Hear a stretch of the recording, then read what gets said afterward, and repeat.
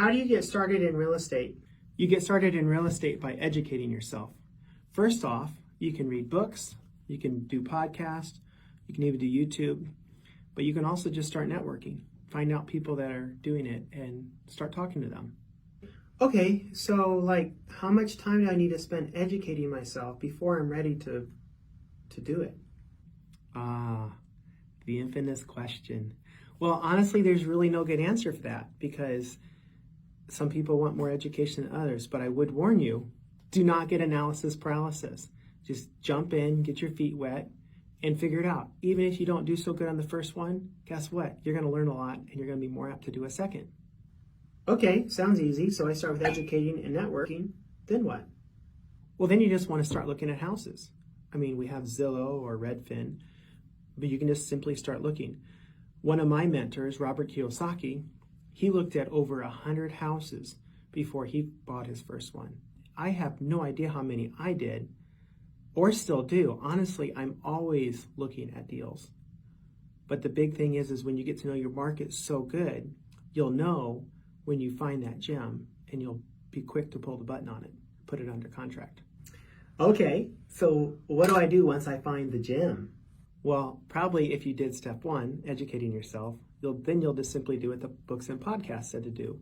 You'll lock it up.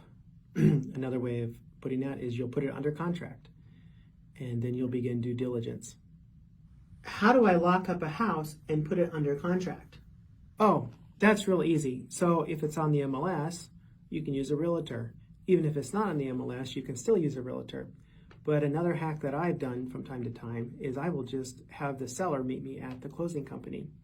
The closing company likes this because they know they're going to get your business. The seller likes this because they're going to get all their questions asked. And you like this because it makes you look professional and really, really smart. Okay, so you mentioned due diligence. What is that? Due diligence. Due diligence is a period of time that you enter once you lock it up and put it under contract. And if you're in a market that's really busy, it's important to lock it up quickly. You can enter due diligence, and due diligence is your opportunity to get the property inspected. This would be when you would hire a home inspector to come in and look at it and tell you what's good and what's bad about the house. At the end of it, once you get the report back, you can make a decision then to move forward with the house or not. And if you decide you don't want it anymore, then you can get your earnest money back. What's earnest money? Earnest money is money that you put down to show that you are serious about the house. It also acts as a deposit toward the purchase of the house. Okay, cool. So what's next?